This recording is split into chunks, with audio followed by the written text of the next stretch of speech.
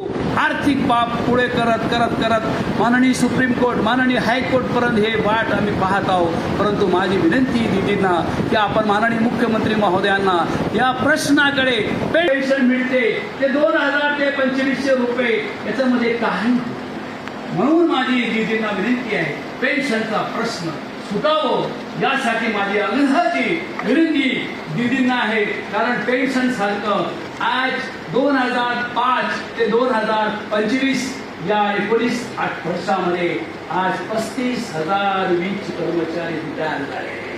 जे 1992 लागले 2000 लागले सर्व रिटायर झाले। आज 35,000 वीज कर्मचाऱ्यांची हलाखीची परिस्थिती आज चाकणमध्ये MIDC मध्ये इतर MIDC मध्ये ज्यांची 1-1 लाख 1.5 लाख पगार होती ते 4-4, 5-5 हजार वर पेन्शन मिळत नसल्यामुळे काम करते दिदी।